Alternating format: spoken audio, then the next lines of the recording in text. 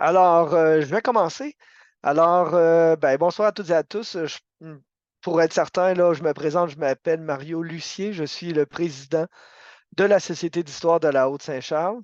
On se rencontre une fois par mois, 7 fois par année, les mercredis, le premier mercredi du mois pour faire ce qu'on appelle les mercredis de l'histoire à la Haute-Saint-Charles. Alors, nous en sommes rendus à notre 15e année, hein, j'ai fallu que j'y pense, à notre 15e année de présentation, ou à peu près, on va dire ça comme ça. Plus de 100 présentations qui ont été faites depuis les 15 dernières années. Et ce soir, bien, le thème, c'est à travers un outil, en fait, qui existe aux Archives nationales du Québec, une base de données qui permet de trouver en fait des informations en lien avec des enquêtes du coroner à la suite de morts suspectes, violentes ou particulières sur notre territoire. Alors, allons-y pour la présentation. J'ai fait d'abord un petit plan. En fait, en premier lieu, je vais vous faire une mise en garde. En deuxième, je vais parler du contexte historique des enquêtes du coroner. Troisièmement, je vais faire la présentation de la base de données et de l'outil de recherche des Archives nationales du Québec. Et je vais utiliser quelques exemples d'enquêtes qui ont eu lieu sur le territoire que l'on nomme aujourd'hui la Haute-Saint-Charles. À la fin, je vais présenter mes sources et je vais répondre à des questions s'il y en a encore à la fin de la présentation de ce soir. Il ne faut pas se gêner. Alors, la mise en garde, vous me voyez venir un petit peu. Alors, les données des enquêtes du coroner ne sont pas disponibles après le 29 juin 1967. Donc, tout ce qui est après cette date-là, s'il y a eu une enquête du coroner, eh bien, elle n'est pas disponible comme celle des enquêtes que l'on va trouver avant le 29 juin 1967. Il s'agit d'une restriction éthique dans la loi ayant pour objectif de protéger des données sensibles, vous le comprenez bien. Ces enquêtes sont disponibles pour les familles, celles qui sont après 1967, pour les familles et les proches des défunts, mais pas pour le grand public. Les enquêtes du coroner, en fait, débutent après la conquête. Elles sont instaurées officiellement en 1765 sous le régime anglais. De 1765 à 1930, c'est 16 000 enquêtes du coroner qui se déroulent dans le district de Québec. Ça, le district de Québec, c'est assez large. Ça inclut la grande région de Québec, une partie de Chaudière-Appalaches, vers l'est, vers l'ouest également. Alors, elles sont toutes, ces enquêtes, conservées aux Archives nationales.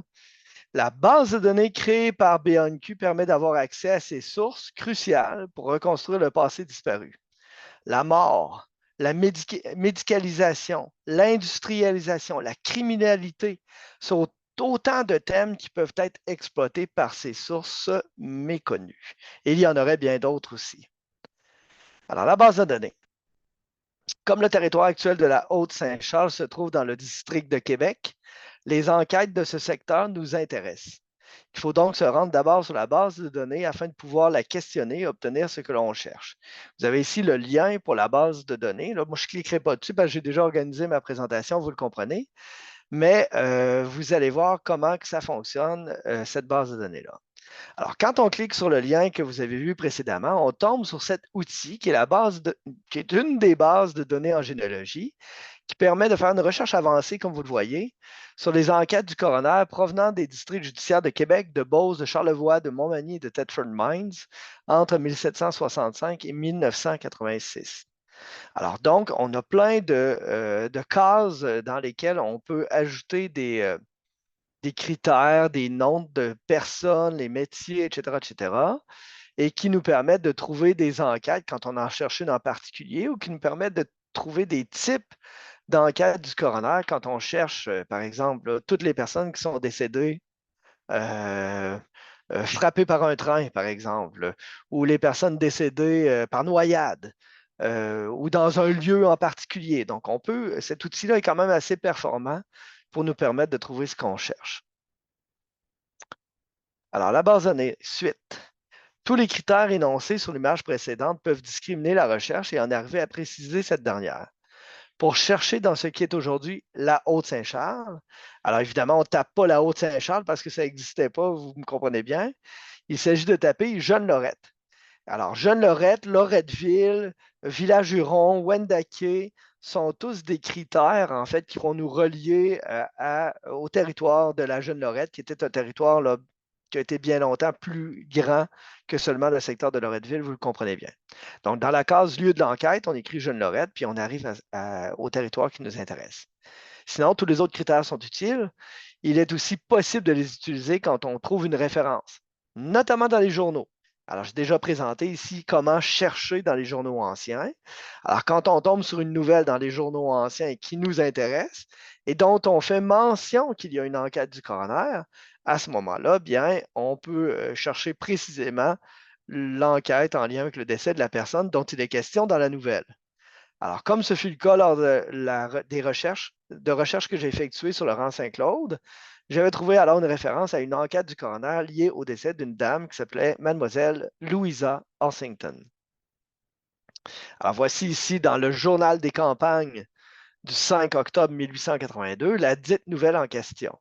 Alors, on lit une triste affaire. Lundi matin, vers 9 h, un cultivateur de la longue queue, donc qui était une partie du rang Saint-Claude, si on veut, à Saint-Ambroise, a trouvé dans le fossé, sur le bord du chemin, le corps d'une femme âgée d'une trentaine d'années, sur laquelle on a trouvé des papiers qui font voir qu'elle se nommait Mademoiselle Louisa Ossington et qu'elle devait partir samedi par le Circassian pour l'Europe. Donc ça, c'était un bateau. Le docteur Stanfield de Saint-Ambroise a fait l'examen post-mortem et d'après son rapport, cette personne serait morte d'une inflammation d'intestin.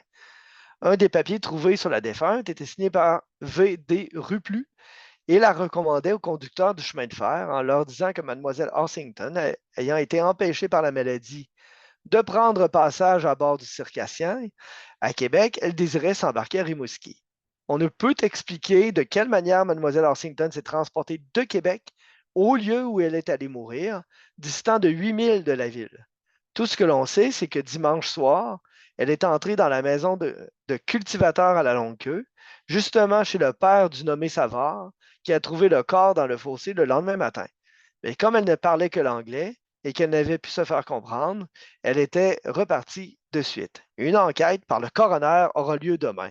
Alors, c'est ce petit bout de phrase-là. Une enquête par le coroner aura lieu demain. Alors, à ce moment-là, on a le nom de la défunte et on sait qu'il y a un coroner qui a fait une enquête. Alors là, on peut taper simplement le nom de la demoiselle Louisa Ossington dans l'outil que je vous ai présenté plus tôt. Alors, ce qui nous mène à cette fiche résumée de l'enquête en question. Donc, on a le nom, Ossington Louisa, métier, il n'y a pas de référence, lieu de résidence, Toronto, âge, parents, pas d'information, date du décès ou la découverte du corps, le 2 octobre 1882. Date de l'enquête, le 13 octobre 1882. Alors, vous voyez, là, lieu de l'enquête, Saint-Ambroise, paroisse, secteur Loretteville, Québec, variante du nom. Loretteville, Jeune-Lorette, la Jeune-Lorette, Notre-Dame de Lorette, village Juron, village des Ronds, Saint-Ambroise, la Jeune-Lorette, sont tous des mots qui nous mènent au même secteur. Le nom du coroner, c'est le coroner Bello. Cause ou circonstances du décès et ou le verdict du coroner. Alors, c'est coupé un peu, on ne voit pas très bien, là, mais c'est une inflammation gangréneuse des intestins aggravée par le froid, la faim, la fatigue dans un fossé situé le long du chemin public, la longue queue. Présence de témoignage, on ne l'indique pas. Remarque, rien. Langue en français. District de Québec, la cote aux Archives nationales. Et l'accessibilité, vous voyez que tous les dossiers du coroner créés avant le 29 juin 1967 sont accessibles, à l'exception des cas de huis clos. Alors, donc, là, on se dit, ben, on a de l'information, c'est bien beau, mais moi, c'est pas juste le résumé de cette enquête-là que je veux voir. Moi, je veux lire le rapport du coroner, je veux retourner dans la pièce ancienne, dans l'archive, je veux lire dans le texte ce qui s'est passé. Et alors, c'est pour ça que je pose la question. Et le rapport d'enquête, où est-il? Alors, comme vous le constatez sûrement, cette fiche trouvée grâce à la base de données ne nous donne pas accès au rapport ni à son enquête. Il s'agit plutôt d'une fiche qui résume cette enquête. Alors, comment faire pour avoir accès à ce document? Deux moyens. D'abord, se rendre sur place aux Archives nationales à l'Université Laval, au pavillon Cazot, et faire la demande du dit rapport là, aux gens qui sont là pour nous donner un coup de main à chercher, ou écrire par courriel aux gens aux Archives nationales, leur demander une copie en PDF du rapport. Eux, ils vont le numériser et nous charger quelques frais de numérisation et nous l'envoyer par courriel par la suite. Alors moi, j'ai toujours procédé par courriel et je n'ai jamais eu de souci. Ça se fait dans les jours qui suivent la demande, bien sûr. Et le coût est en lien avec le nombre de pages du document. Ça, ben, c'est toujours un peu une surprise parce qu'on ne sait pas combien de pages un document va avoir. Alors, mais bon, quand on cherche, on assume, puis il n'y a pas de souci de ce côté-là. Alors, voici ici là, la conclusion de l'enquête qui s'est déroulée le 13 octobre 1882. Donc, vous avez l'entête du document de l'enquête du coroner à la suite de la mort de Louisa Horsington. Alors, ce qui nous intéresse, vous avez, oh là, ici, c'est une grosse page, il y a plein d'informations là-dessus. Vous avez comme un résumé, en fait, du verdict de l'organisation de l'enquête. Alors, vous voyez qu'elle a été instituée, là, je suis dans le haut, là, par notre souveraine la reine dans la paroisse de Saint-Ambroise, comté de Québec, 13e jour d'octobre, 46e année du règne de Victoria, God Save the Queen, alors, etc. En foi de quoi, Alfred Gauvreau-Belleau, donc le coroner, écuyer, coroner de notre dite reine dans et pour le district, a vu le corps de Louise Horsington de Toronto, province de l'Ontario. Alors, et là, gisant, morte, sous le serment de Frédéric Lainé, Antoine Picard, Michel Boivin, Théodore Pajot, Jacques Lheureux, Louis Vincent, Joseph Pajot, Jean-Baptiste Lheureux, François Barbeau, Joseph-Antoine Savard fils, Joseph-Antoine Savard père, Uldéric Picard, Thomas Dumont, Onésime Falardeau et Louis Drolette. Alors, ces hommes, qualifiés et recevables, dûment choisis, et qui, étant alors et là dûment assermentés et chargés de s'enquérir pour notre dite souveraine, la reine, quand, où, comment et de quelle manière la dite Louise Horsington est morte, disent sous serment que, et là, on a un résumé du résultat de leur enquête qu'ils ont effectuée. Et le résumé dit quoi? Le résumé dit que Louise Horsington, le 2e jour d'octobre, en l'année susdite, en la paroisse susdite, en les comtés et districts susdits, a été trouvée morte dans un fossé situé le long du chemin public, connu sous le nom de chemin de la Longue Queue, à 3 arpents de la résidence de Joseph-Antoine Savard, et que la défunte y est morte durant la nuit du 1er au 10 2e jour d'octobre de l'an susdit, d'inflammation gangréneuse des intestins, aggravée par le froid, la faim et la fatigue. De plus, les jurés respectent beaucoup que les membres de la police de la Cité de Québec présents à la porte de la station centrale de police, rue Saint-Ursule, lorsqu'ils ont vu passer la défunte dans la rue Saint-Louis, dans la direction de l'Esplanade, après avoir laissé l'auberge des demoiselles Collins le matin du 1er jour d'octobre, n'aient pas cru de leur devoir de détenir la défunte qui était étrangère en la dite Cité de Québec, visiblement malade de corps et d'esprit, et avait besoin de toute la protection possible pour consulter un médecin sur son compte ou lui procurer un asile convenable. En foi de quoi, ainsi le dit coroner, le dit Louis Vincent, le président des 10 jurés, pour lui-même et le reste des jurés, ont à cette enquête apposé leur signature, puis on a la signature de tout le monde là, dans le bas, là, comme vous voyez, là, Michel Boivin, sa marque, Joseph-Antoine Savard, sa marque, etc., etc. Et ceux qui pouvaient signer ont signé. Donc, on a un résumé ici du jugement, là, si on veut, là, à travers les personnages qu'on a nommés plus haut, ainsi que le coroner, qui, tous ensemble, en arrivent à la conclusion là, que je viens de lire pour vous. Cette fiche est incroyable parce qu'on y sort une tonne d'informations sur les gens présents, sur ce qui s'est passé avec la dite personne, sur les circonstances, en tout cas une partie des circonstances autour du décès de cette personne-là. Voilà. Alors évidemment, il y a des témoignages qui vont mener à la conclusion que je vous ai présentée dans la diapositive précédente. Alors, j'ai sorti quelques témoignages parce qu'il y en a peut-être une douzaine à la suite du décès de Louisa Horsington. Je ne vous les ai pas tout mis, mais je vous informe déjà qu'une copie du rapport du coroner est disponible pour consultation au local de la Société d'histoire.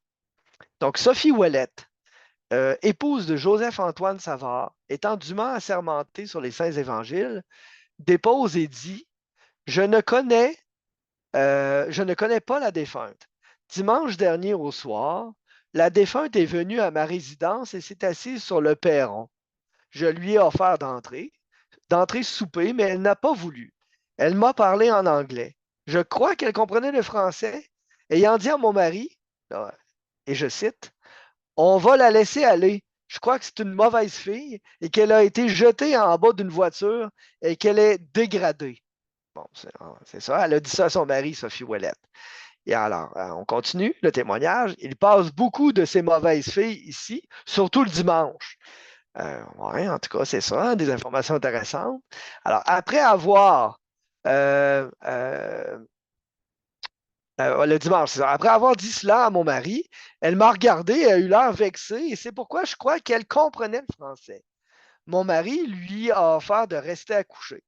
Nous avons envoyé chercher une fille du nom de Elmire Sioui, qui, elle, parlait anglais. Si je ne me trompe pas, Elmire Sioui était l'épouse d'Alexandre Saint-Amand ou de peut-être d'Alexandre Saint-Amand, je ne suis pas certain, en tout cas, qui a été maire de Loretteville, ou bien du père du dentiste Verrette. En tout cas, je ne suis plus certain à vérifier.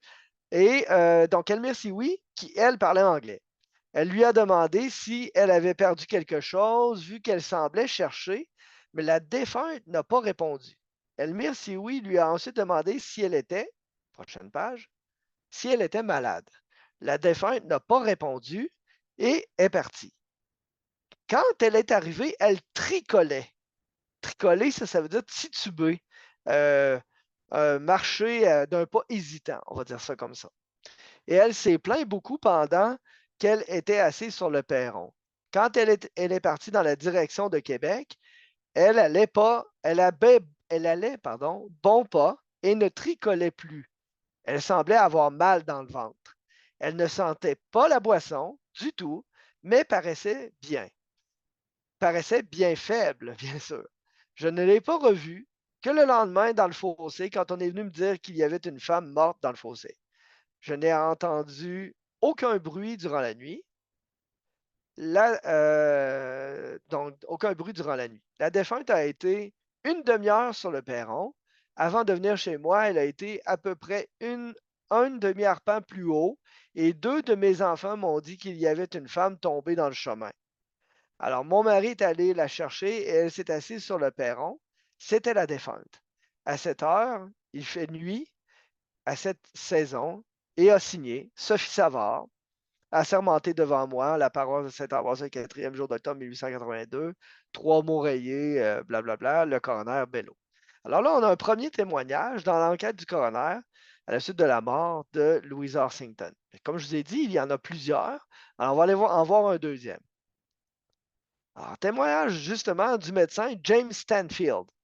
Alors, James Stanfield de la paroisse de Saint-Ambroise, écuyer, médecin et chirurgien, étant dûment assermenté sur les Saints Évangiles, dépose et dit lundi dernier au matin, un nommé Jean-Baptiste Lheureux m'a dit qu'une femme avait été trouvée morte dans le fond de Jean-Denis. Bon, là, je fais une petite pause ici. Là. Le fond à Jean-Denis, le fond à Jean-Denis, c'est quoi?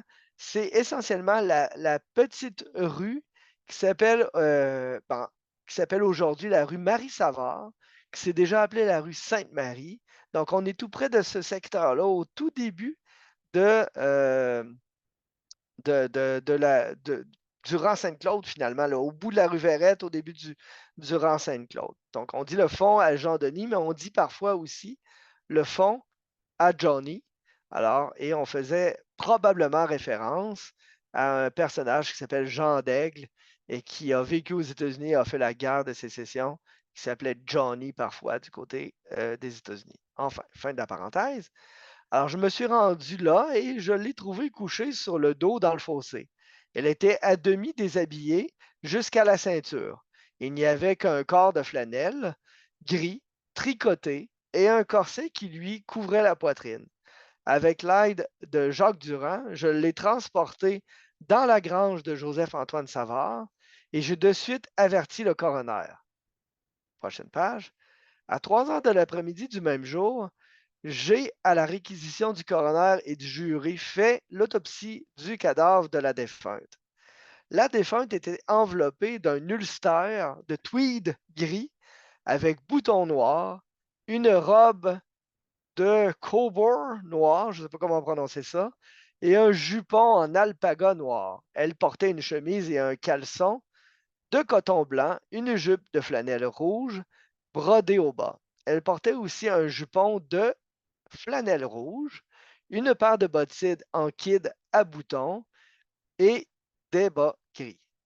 Dans la poche de sa robe, j'ai trouvé un portefeuille contenant un billet de banque Dominion of Canada de une pièce en or que je crois être un souverain, une pièce de 25 centimes, une pièce de 10 centimes, 5 pièces de 5 centimes et une pièce de 1 centime. Je sais qu'il y a des gens qui sont intéressés par la monnaie ancienne dans la salle. Alors, dans sa poche de robe, j'ai aussi trouvé un reçu de la Royal Ocean Steamship Company pour 25 pièces. Ce reçu est un billet de passager sur le steamer Circassian de la ligne, je ne sais pas comment prononcer ce mot-là, Atlan ou quelque chose comme ça. Une pièce de verre adressée à Louisa, un billet et j'arrête. Pourquoi est-ce que j'arrête? Parce que après avoir fait la description de ce qu'elle portait, eh bien, le médecin va faire une description de son autopsie du corps, là. Essentiellement, c'est là que je reviens un peu sur la mise en garde que j'avais au départ, là, pour vous dire que là, il va décrire essentiellement ce qu'il va trouver, ce qu'il va voir. Et c'est là, en fait, lorsqu'il vérifie les intestins de Mademoiselle Orsington, qu'il constate qu'une partie des intestins était gangrénée et que c'est clairement ça qui a entraîné sa mort, là, ultimement, l'infection qui a entraîné sa mort.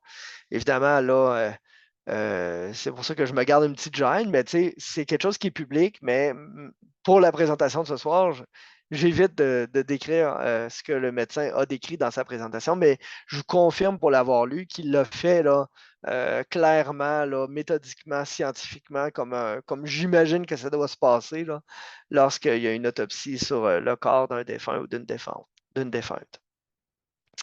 C'est là que j'arrive à ma deuxième enquête du coroner. Celle-là, en fait, je l'ai commandée, en fait, parce que je trouvais ça intéressant, le verdict du coroner qui disait noyé dans un ruisseau dans le rang Sainte-Geneviève. Alors, dans la dernière année, on a fait plusieurs recherches, en fait, sur notamment le passage du train à l'Is de Bois là, sous l'autoroute Henri IV d'aujourd'hui, sur le moulin à scie qui se trouvait tout juste à côté là, de la famille Savard, entre autres, là, dont j'ai déjà parlé dans ma conférence sur le Laurent Saint-Claude et tout ça. Donc, l'idée du ruisseau dans le Laurent Sainte-Geneviève était venue particulièrement m'intéresser. Alors, c'est pour ça que j'ai commandé ce deuxième rapport du coroner, qui est quand même très ancien, qui date de 1877 et qui va nous donner des informations sur la vie là, autour d'une famille paysanne, si on veut, là, dans le rang Sainte-Geneviève. Alors, son décès est survenu le 6 juin 1877. Donc, la page couverture de l'enquête, une enquête tenue à Saint-Ambroise le 7e juin 1877 sur le corps de Rose Tanguay. Juste pour revenir, là, on voit un peu l'affiche qui résume, là, hein, Rose Tanguay, pas de métier, lieu de résidence Saint-Ambroise, 61 ans, découverte du corps le 6 juin 1877, l'enquête le 7. Donc, le lieu de l'enquête, c'est à Saint-Ambroise. Le coroner est le même que dans l'enquête de Louisa Orsington. Le verdict, c'est noyé dans un ruisseau dans le Sainte-Geneviève. Ça se déroule en français. Puis, ben, on a la cote et les mêmes restrictions dont j'ai parlé plus tôt. Donc, l'enquête. Et on a ici le résumé qui est un peu plus court que le précédent. Là. Le précédent, c'était clairement quelque chose qui était très détaillé. On avait plein de témoins depuis le Vieux-Québec au rang Saint-Claude.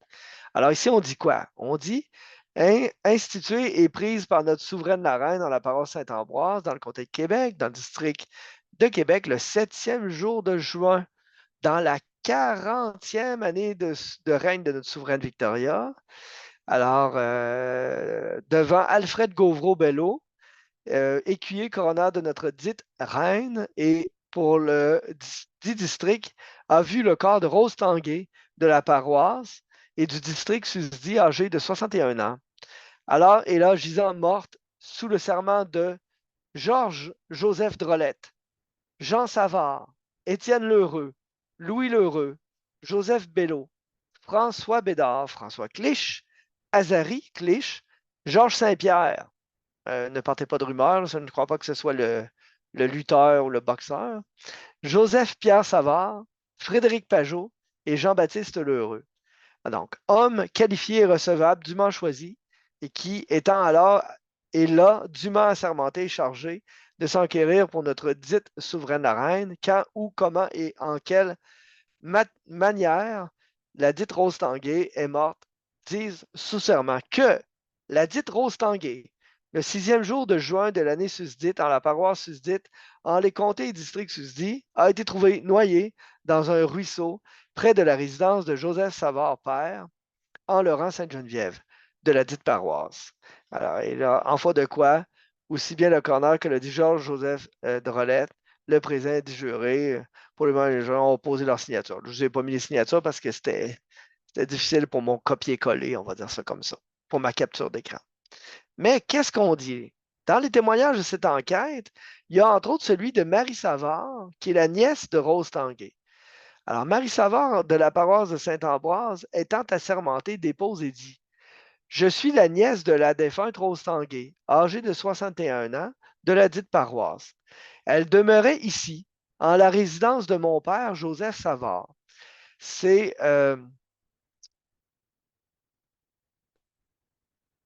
j'arrive plus à lire. C'est son qui m'est maintenant montré. C'est son cadavre, je veux dire, qui m'est maintenant montré.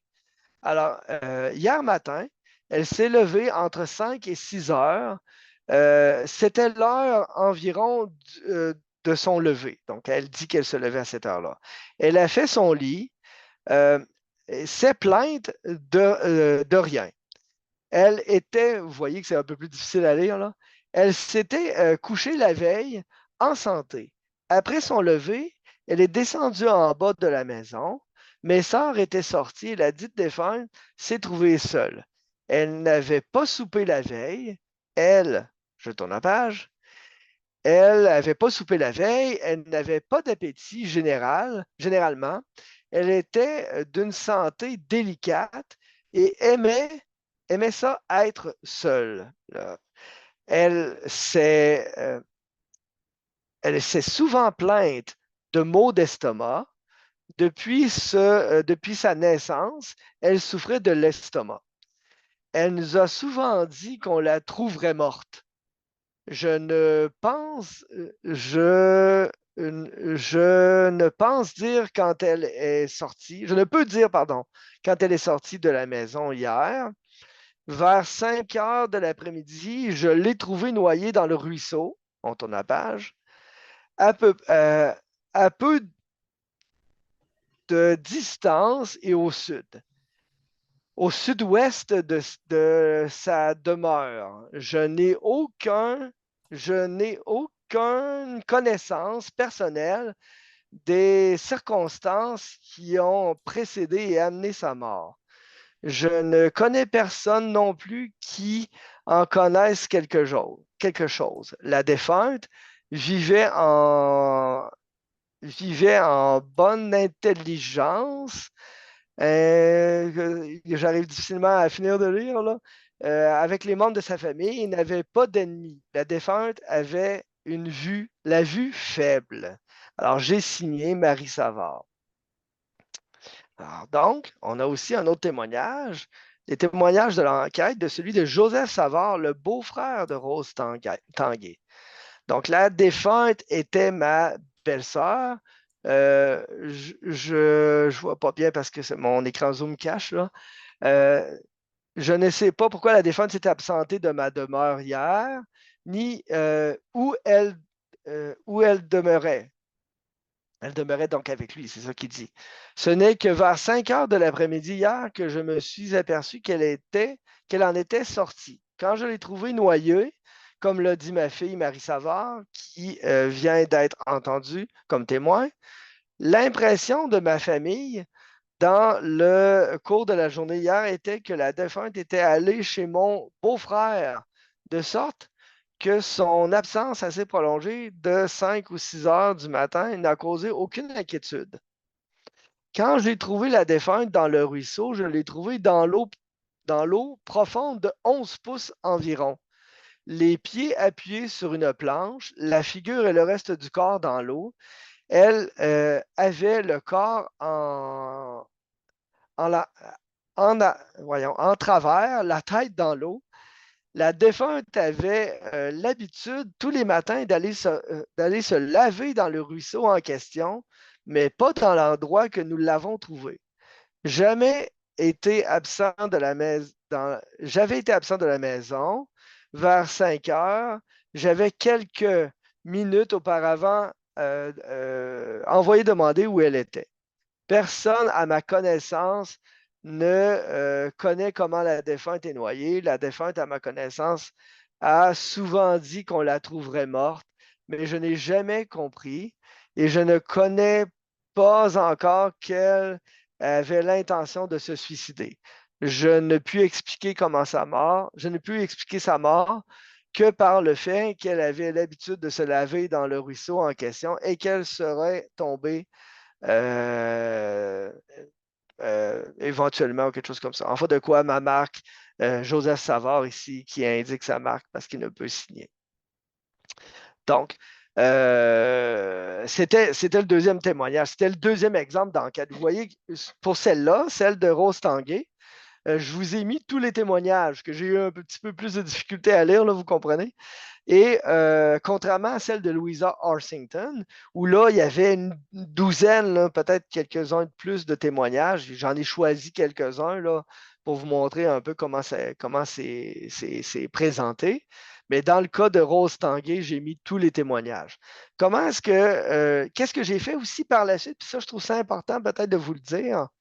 Par la suite, j'ai cherché avec les dates de l'enquête des nouvelles dans les journaux et j'ai effectivement trouvé des nouvelles dans les journaux autour de ce décès-là, dans les journaux anciens.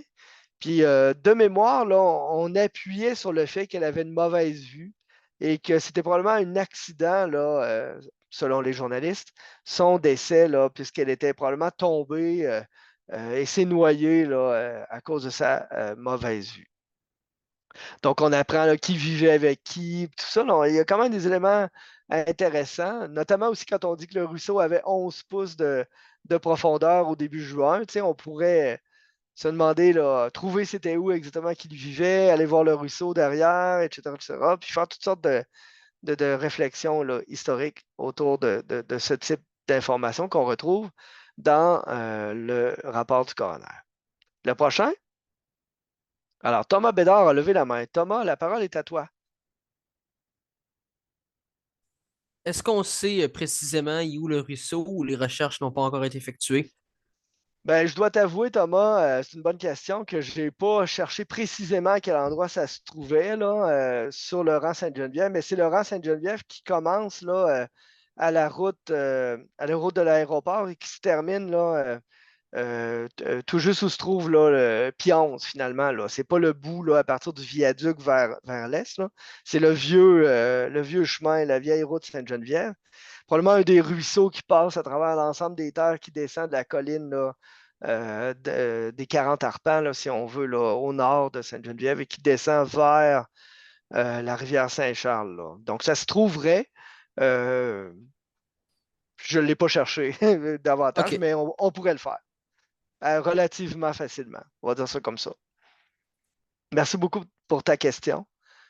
Alors, la troisième enquête, c'est une enquête un peu plus récente, là, même si elle a environ 100 ans.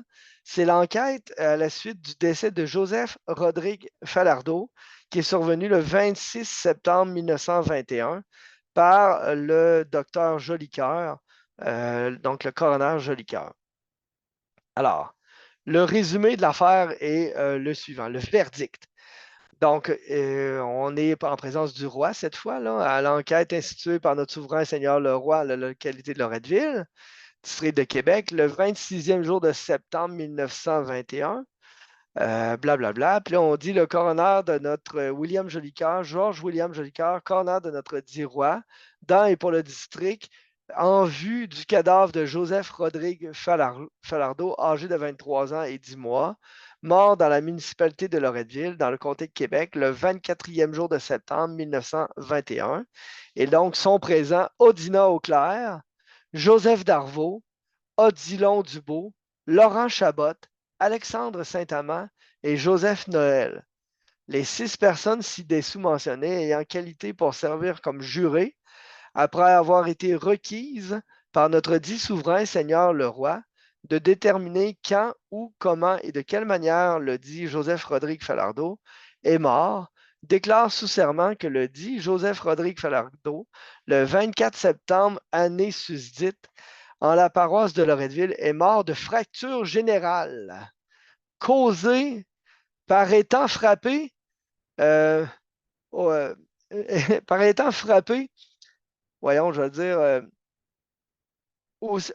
avec, en tout cas, par un train de chemin de fer des chemins du gouvernement, division du Saguenay, en mouvement. Donc, j'avais de la difficulté à lire ce mot-là, là, mais essentiellement, un train qui passe sur ce qui est aujourd'hui le corridor des cheminots a frappé un véhicule dans lequel se trouvait Joseph Rodrigue Falardeau, ce qui lui a causé des fractures générales qui ont causé sa mort. Ça, quand tu meurs, là, je ne sais pas, la Société d'histoire, si tu y as déjà pensé, mais quand tu meurs de fracture générale, c'est parce que tu as été un petit peu broyé, là, tes os ont été un petit peu saccagés par l'impact, tu le comprends bien. En foi de quoi le dit coroner, aussi bien que les membres du jury ont apposé les jours et en susdit leur signature dans cette enquête. Alors, on a les signataires là, qui signent ici. Donc, contrairement à précédemment, ils savent tous signer. On est en 1921 quand même, ça progresse. Alors, on va avoir des témoignages aussi. Dans celui-là, je ne te les ai pas tous mis. J'en ai mis quelques-uns. Donc, le témoignage de l'enquête, d'abord celui du docteur Alexandre Boucher. Donc, Alexandre Boucher va être assermenté sur les Saints Évangiles et va dire: J'ai été appelé pour le défunt samedi soir, mais à mon arrivée, je n'ai pu que constater la mort. La tête était fracassée et tous les membres étaient fracturés. Cause de la mort, fracture générale. Alors, tu sais, quand je vous dis que ça a brassé solide là, quand il s'est fait frapper par le train, là, alors, quand on dit la tête fracassée et tous les membres étaient fracturés, c'est sûr que c'est un petit peu difficile de t'en sortir. Donc, assermenté, moi, Alexandre Boucher, MD, donc médecin. Donc, on a le témoignage du médecin qui a été appelé pour venir sauver le pauvre Falardeau, là. Et donc, lui a constaté le décès, là, puis il a dit: bon, boy, hein, c'est pas besoin de faire une autopsie bien longtemps pour constater ce décès-là.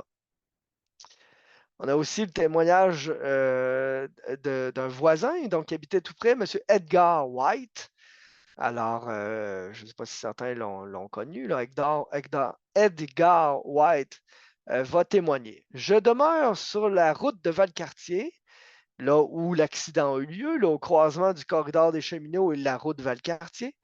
Et j'étais dans la maison chez nous samedi soir, et quand mes 2 petits frères sont entrés et m'ont dit que l'autobus de Falardeau avait été frappé par le train, j'avais entendu le bruit, mais je n'avais en tout cas, pas vu ou entendu l'autobus ni le train avant. La distance entre la maison de Mme Terrien et la vue du chemin de fer est d'environ 400 pieds et a signé Edgar White. Donc, Edgar White, lui, il habitait pas très loin, puis il a entendu le bruit, Ses petits frères ont dit que l'autobus avait été frappé, puis il témoigne, c'est son témoignage. J'ai également le témoignage, ici, c'est quand même assez sensible, je me suis demandé, mais si j'allais utiliser ce témoignage-là, à cause des mises en garde que je vous ai présentées plus tôt, là, mais c'est la mère du défunt qui vient témoigner. Elle s'appelle Virginie Bissonnette. Son témoignage est quand même assez touchant. Alors, cadavre qui fait le sujet de cette enquête en ma résidence de Loretteville est celui de mon garçon Joseph Rodrigue Falardeau, âgé de 23 ans. Le défunt était à l'emploi de la Dominion Cartage Company comme chauffeur et conduisait son autobus de Loretteville à Québec et retour samedi soir vers 6 heures. Il est arrêté ici en passant et est reparti aussitôt pour retourner à Québec. Il était en bonne santé vers 7h30 environ. Le vicaire Germain est venu m'informer que le défunt avait été tué par un train de Québec, Québec et Lac-Saint-Jean. Le défunt travaillait pour la compagnie depuis 5 semaines. Je n'avais que ce garçon et c'était lui qui me faisait vivre. Alors, personnellement, je ne sais pas comment c'est arrivé et a fait sa marque Virginie Bissonnette. Alors, évidemment, là, c'est tragique parce que avec la fin de son témoignage, lorsque cette dame dit que c'était son seul garçon et que c'est lui, par son travail, qui la faisait vivre, alors c'est clairement tragique, là, comme on le comprend. Soit dit en passant, concernant cet événement particulier, nous avons à la Société d'Histoire des photos de l'autobus qui était conduit par Falardeau après qu'il ait été frappé par le train au croisement là, du chemin de fer et du chemin de Valcartier, du boulevard Valcartier. On peut même les visualiser lorsqu'on est membre de la Société d'Histoire et qu'on a accès à la carte interactive par lieu. On peut avoir accès à ces photos qui sont disponibles en ligne.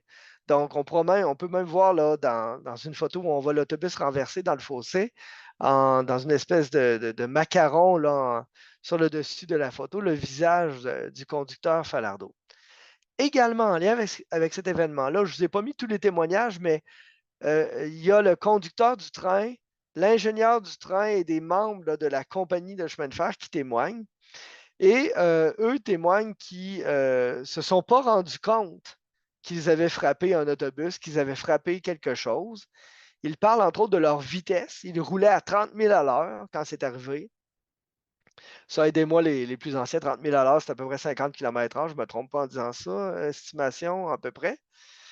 Et on parle aussi de l'éclairage sur le train. Alors, on dit que le train n'était pas obligé d'avoir des lumières à cette époque-là pour signaler sa présence, bien sûr, vous le comprenez. Donc, ce sont les faits là, quand même assez intéressants que l'on retrouve dans les témoignages des conducteurs du train ou je ne sais pas comment on les nomme, là, je ne sais plus trop, les ingénieurs là, sur le chemin de fer. Alors, c'était ma troisième enquête du coroner. Puis ce que je souhaite en fait vous dire, là, d'abord présenter les sources là, de manière assez générale. Là. On a ici, là, entre autres, cet article là, super intéressant. Je pourrais vous le partager, ceux qui seraient intéressés à le lire, là, de Rénal Lessard et Stéphanie Thésio. Donc, Rénal Lessard, là, il est archiviste aux Archives nationales du Québec à Québec, qui ont écrit un article qui s'intitule Les enquêtes du coroner du district de Québec de 1765 à 1930, une source en histoire médicale et sociale canadienne. Puis, bien sûr, aussi dans mes sources, il y a les enquêtes du coroner de la région de Québec.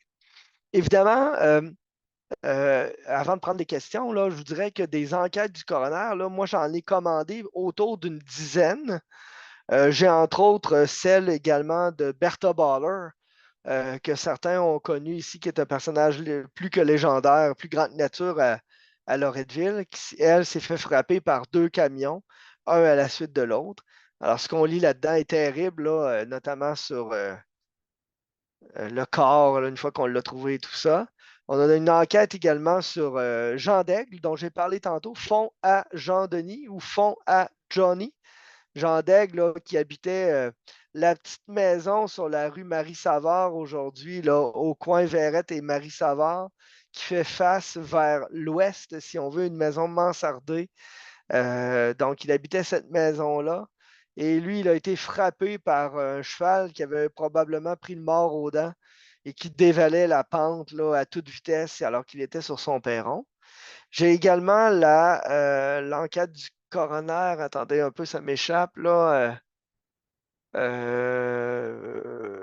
On en a quelques autres. Là. En tout cas, ça ne me vient pas en tête précisément là, les autres que nous avons à la Société d'Histoire. Ah oui, ça m'en revient. Une de Charles Lintot. Donc, Charles Lintot est un personnage qui a été battu par un dénommé Ernest Lirette, si je me souviens bien, qui a été battu dans le restaurant d'Alphonse Savard sur la rue Racine, donc en face de l'église, là où se trouve l'atelier 256 aujourd'hui. Eh bien, il y a eu une rixe entre Ernest Lirette et Charles Lintot. Lintot a eu des blessures à la suite de cet événement-là et quelques jours plus tard, il est décédé d'une crise cardiaque, là, visiblement. Puis, bien, on n'a pas relié la cause du décès directement à, à cette bataille qui a eu lieu là, sur le perron en avant de l'église, si on veut. Mais c'est quand même intéressant aussi de voir qui fréquentait le restaurant, qu'est-ce qu'on y faisait. Alphonse Savard témoigne également dans cette enquête du coroner. Alors, comme il s'agissait d'une mort suspecte, bien, on en a fait une enquête, comme vous le savez bien. Donc, moi, ce que je voulais vraiment, vraiment que vous sachiez, c'est qu'il y a possibilité de trouver des enquêtes du coroner sur notre territoire. Là. De mémoire, sur le territoire de ce qui est la Haute-Saint-Charles aujourd'hui, je pense que c'est, je me trompe-tu en disant 500 à 600 enquêtes qui ont eu lieu là, à travers toute cette période-là. Évidemment, on n'arrivera jamais, en tout cas, à toutes les lire, là. Euh, mais il y a plusieurs de ces enquêtes-là qui ont des informations particulièrement intéressantes pour la recherche et la connaissance du territoire qui est le nôtre. Plusieurs fois dans des enquêtes du coroner aussi, on voit comme verdict, comme cause de décès, on indique euh, visite de Dieu. Alors, quand on indique visite de Dieu, ça veut dire que la personne est morte de cause naturelle, là, visiblement. Évidemment, à chaque fois qu'il y a une mort violente, qu'il y a un accident de travail, qu'il y a un accident là, sur la route, quelque chose comme ça, par exemple, là, je ne me souviens pas de son nom, là, mais on a un petit garçon qui est décédé frappé par un camion de l'armée canadienne sur le boulevard Lormière, à peu près en face d'où se trouve aujourd'hui, où se trouvait la Germanique, la brasserie Germanique, dans les années 40. On a, vous connaissez toutes les sœurs Martel, là, qui sont toutes décédées dans l'incendie de leur maison. Eh bien, une de leurs sœurs avait été également décédée, frappée sur le rang Saint-Claude. Il y a aussi une enquête du coroner pour elle. Et il y en a plusieurs, là. C'est un petit gars, j'en parlais lors du dernier mercredi d'histoire, là, qui s'était fait frapper par le camion de Paul-Émile Beaulieu à Saint-Émile. PEB, là, on connaît cette expression-là, le centre PEB à Lac-Saint-Charles, puis tout ça. Donc, Paul-Émile Beaulieu conduit un véhicule qui a frappé un petit garçon sur la rue. Donc, les accidents où il y a des gens qui sont victimes d'un accident de la route, où il y a des accidents de travail. Donc, on a souvent, aussi, on retrouve souvent des gens, par exemple, qui transportent du bois, la charrette tombe, ça renverse sur eux, puis ils meurent écrasés. On retrouve ça à quelques reprises. Des gens brûlés. Une petite fille, là, entre autres, la fille de Léonidas Savard, là, pas loin de chez moi, sur la rue Verrette, qui, sa mère avait mis un chaudron d'eau bouillante sur le poêle. Puis la petite fille a pris un banc, a monté sur le banc, puis a accroché le chaudron, ça l'a ébouillanté, puis elle est morte le lendemain.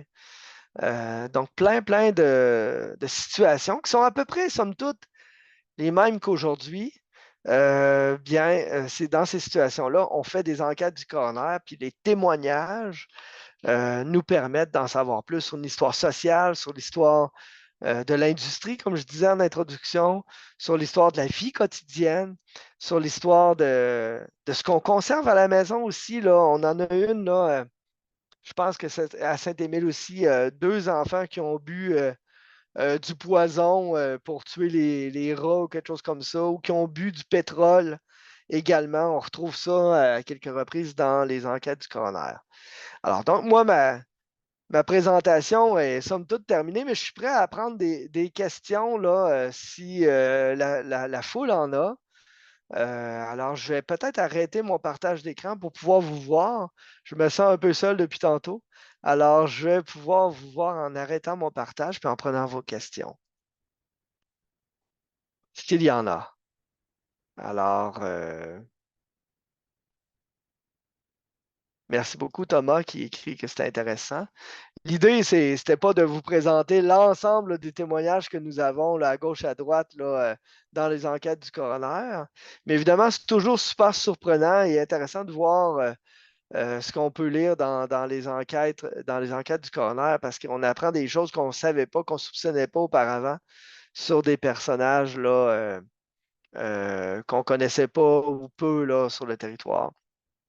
Alors, juste pour compléter, pendant que vous pensez à vos questions, là, aujourd'hui, il y a encore là, une liste de causes qui permettent d'amener le coroner à faire enquête, qui obligent le coroner à faire enquête. Là. Notamment, là, je lisais ça tout à l'heure encore, là, mettons qu'il y a quelqu'un qui meurt, mais qu'on ne connaît pas son identité. Alors, il va avoir nécessairement une enquête du coroner. S'il y a quelqu'un qui accouche et que la maman meurt dans les 40 jours, je pense, de mémoire, après la naissance de l'enfant, il y a une enquête du coroner. Si, quand il y a des accidents, là, violents ou des morts violentes ou des morts suspectes, là, il y a toujours une enquête du coroner. Donc, il y a quelqu'un dans la discussion. Oui, je vais parler du mois prochain bientôt, là, certainement. Donnez-moi quelques instants. Sinon, je vais prendre des questions. Je ne sais pas s'il y en a qui en ont des questions. Là. Oui, Bernard Poirier, une question. Oui, c'est concernant la demande, justement, c'est ce qu'on devait se parler. Oui, oui, oui, oui. C'est concernant, donc, on envoie un courriel aux Archives nationales À Québec, c'est ça. Moi, à c'est ce que je Québec. fais, en fait. Là. Il y a Puis un est-ce qu'il courriel. faut, est-ce qu'il faut Oui, ouvrir un compte ou non, pas pas du nécessaire. tout. Moi, j'utilise mon courriel normal. J'écris à, je ne sais pas l'adresse par cœur, là, Archives nationales, Québec, là, quelque chose comme ça. Puis Mhm. je leur dis, ben, tu sais, je leur envoie souvent la fiche que je vous ai montrée au début, là, en leur disant, ben, j'aimerais avoir Ouais. exactement OK. le détail de tous les documents en lien avec l'enquête du coroner autour du décès d'un tel. OK. Alors, à ce moment-là, eux font la recherche, trouvent le document, le numérisent. Là, ils m'écrivent, ils disent, nous avons numérisé, votre document est prêt. Vous devez payer un montant des fois, c'est 3,50, puis ça m'est déjà arrivé que ce soit 20 $ et plus. Là. Mhm. Alors là, je les appelle, je leur donne mon numéro de carte de crédit, puis dans l'heure après, ils m'envoient en PDF là, par courriel l'enquête du coroner. OK. C'est relativement simple, puis on fait à peu près rien comme chercheur là, on fait juste envoyer la demande, puis ça nous coûte quelques dollars. Tu disais tout à l'heure qu'il y en a beaucoup, il y en a beaucoup dans la région qui sont très intéressantes. Moi, j'avais juste noté des d'aigles de Val-Bélair. J'ai 2 pages de decks de Val-Bélair. J'en ai peut-être une quarantaine qui m'intéressent. Ah ouais, ben c'est ça, là. Je vais me ruiner, là. Évidemment, on ne peut pas tous Non.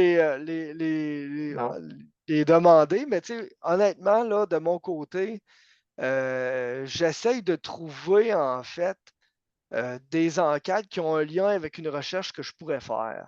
Mhm. C'est comme ça que je suis arrivé à trouver l'enquête du coroner autour de Louisa Arsington. Parce qu'on avait cherché en profondeur sur le rang Saint-Claude.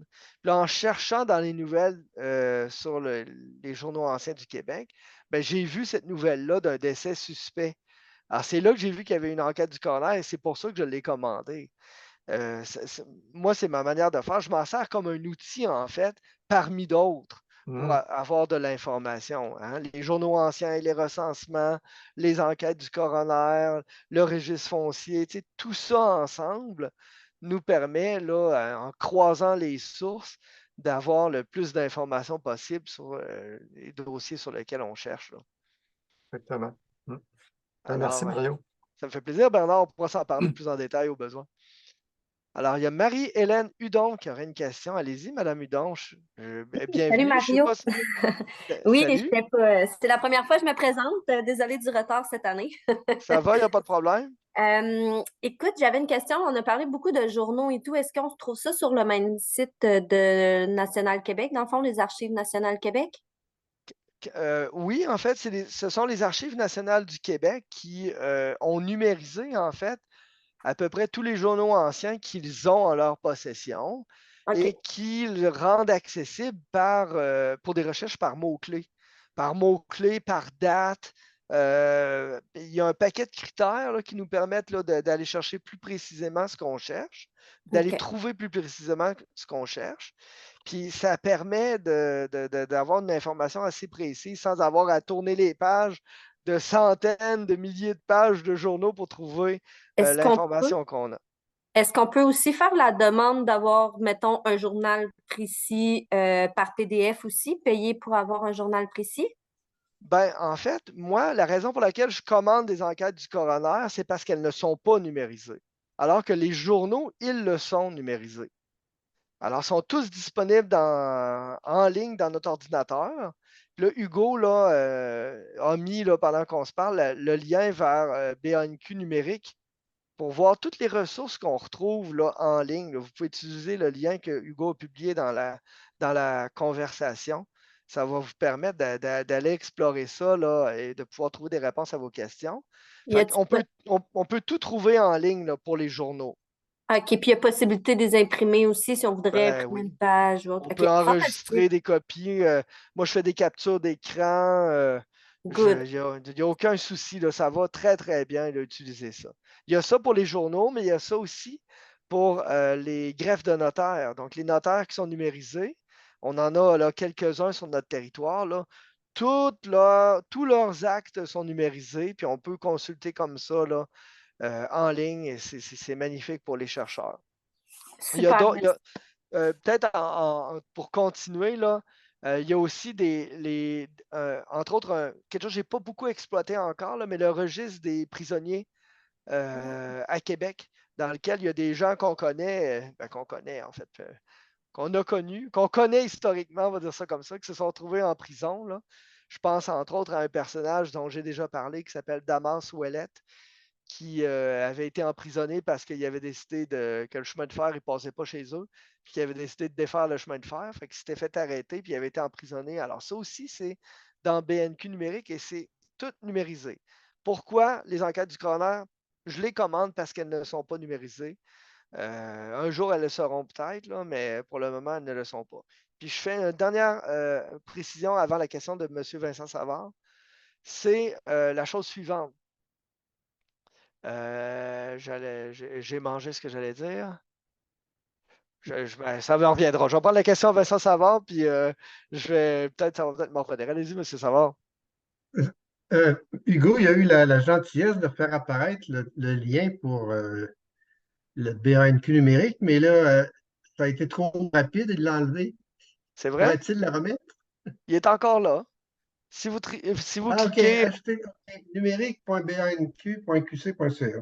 je vous invite à le copier là, parce que quand la soirée va se terminer, quand on va fermer le Zoom, là, ça va disparaître.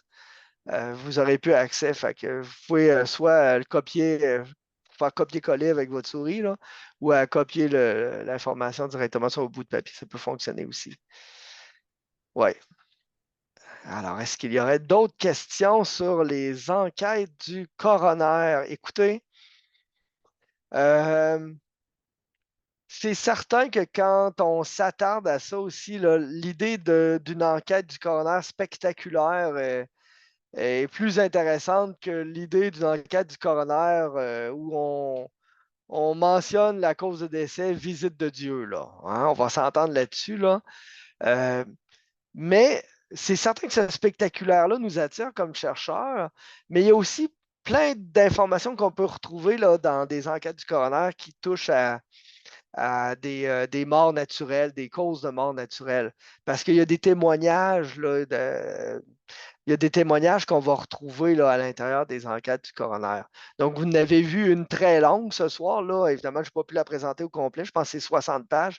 Celle de Louise Orsington, où il y a des dizaines de témoignages. Et vous en avez vu une courte aussi, comme celle de Rose Tanguay, là, qui était relativement courte et qui avait juste 2 témoignages. Donc, sa nièce et son beau-frère avec qui il vivait.